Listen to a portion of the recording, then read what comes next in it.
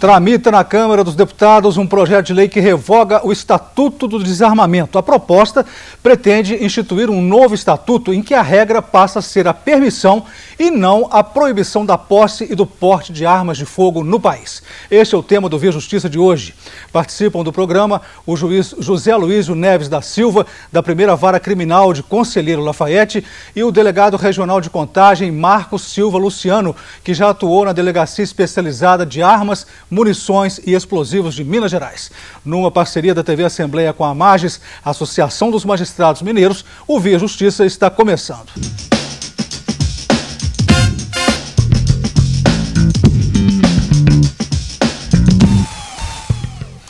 O autor do projeto, o deputado Rogério Mendonça, do PMDB de Santa Catarina, diz que o Estatuto do Desarmamento não reduziu a criminalidade no país e que o cidadão de bem tem o direito de ter sua arma para se defender.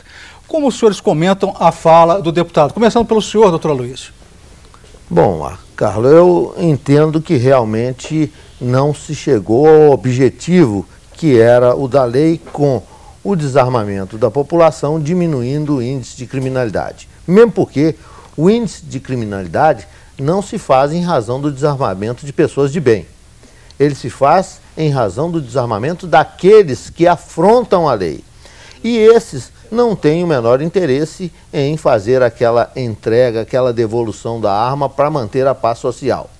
E, ao mesmo tempo, fazer com que a atividade policial consiga retomar essas armas é de uma dificuldade ímpar. Então, eu acredito que realmente o índice de criminalidade não diminuiu. Mas o objetivo da lei é sempre bom e o desarmamento deve ser mesmo aquele princípio de vida que todos nós devemos ter, de, afinal de contas, queremos o bem social, o bem-estar social, e dessa forma não pode haver armas em todas as casas, mesmo porque o perigo é sempre iminente. Opinião do senhor sobre a fala do deputado, doutor Marcos? Eu entendo que as normas elas não foram feitas para essa redução de criminalidade. Elas são instrumentos que colaboram com as ações da polícia, da justiça. Então, o que faltou ali, na verdade, foram ações mais efetivas, né, dos órgãos responsáveis pela repressão, da própria justiça, e a lei ela fica aí na posição mais de instrumento para que isso fosse feito. O mal é que se fez uma norma restringindo algumas ações com relação à arma, com relação ao porte da arma, e chamou-se de Estatuto de Desarmamento, acreditando que só essa lei ia modificar toda uma ação criminosa. E, na verdade, eu entendo que nós precisamos mais do que isso. Precisamos das ações das polícias, do Ministério Público, da Justiça. A gente precisa de instrumentos também processuais para que os criminosos permaneçam na cadeia. Mas, doutor Aloysio, se o Estado não está dando conta da proteção do cidadão, não seria o caso de se permitir a posse e o uso da arma de fogo? Pois é, mas o que eu digo, o cidadão de bem, não há, a princípio, nenhuma preocupação de que ele vá fazer um mau uso da arma. Acredita-se que ele a terá para a sua defesa, né? Assim como ele pode ter em casa, não uma arma de fogo, mas um taco de beisebol, que é uma arma letal. Às vezes muito mais do que, quem sabe, uma arma de fogo que ele possa ter.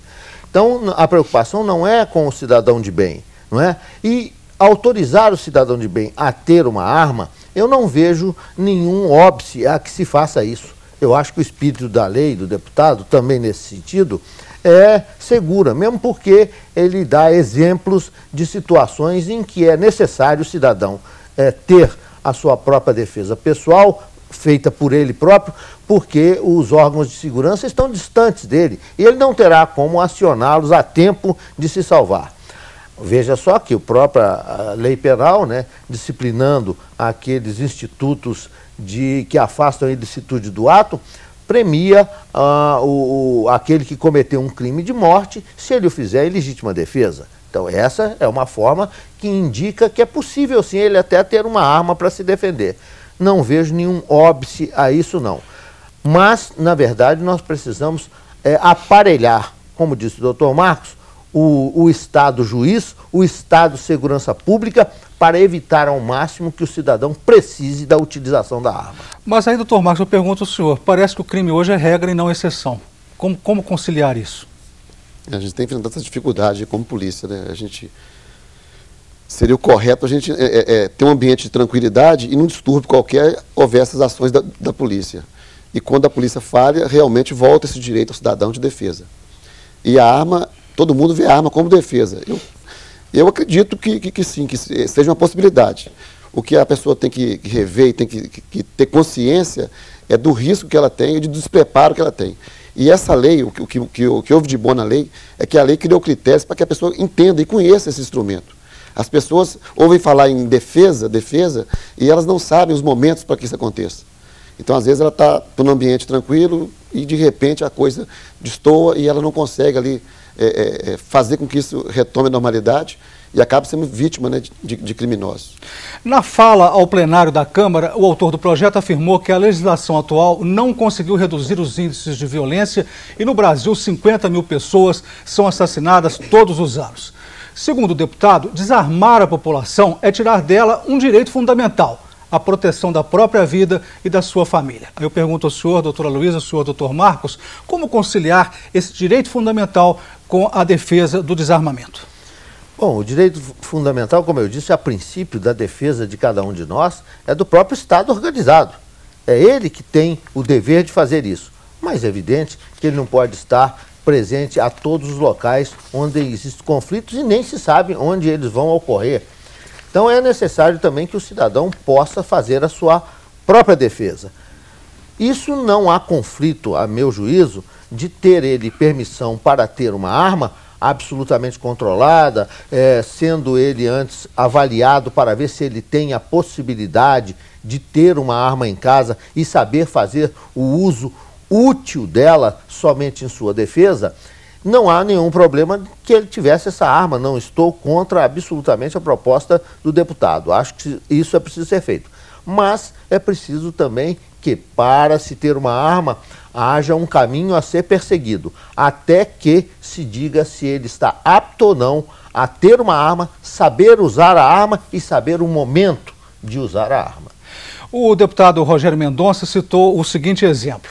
Um agricultor vive a 15 quilômetros do centro da cidade, um bandido chega lá na fazenda para roubar o trator, atacar a família. Então ele liga para o 190 e fica esperando a polícia chegar?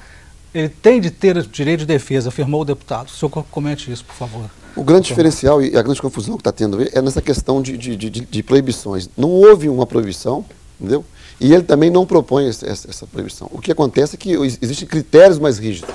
Com relação a esse agricultor, inclusive, a lei permite que ele tenha, inclusive, arma longa, arma de caça. E pode ser um instrumento também de defesa. Então não existe proibições. E as pessoas às vezes confundem isso para criar uma polêmica em cima do assunto, para que haja liberdades. Essa lei, o que a lei nova tenta fazer é voltar à lei anterior de mais liberalidades, de critérios objetivos. Se você preenche o critério objetivo, você vai ter sua arma. E esse é um grande risco. Eu acho que para se ter uma arma, a gente tem que ter critérios também subjetivos para que a autoridade que vai conceder faça essa análise melhor, para que ela possa deferir, inclusive, um pedido desse. Então esse projeto ele tira o poder subjetivo da autoridade, seria A autoridade ela perde esse poder.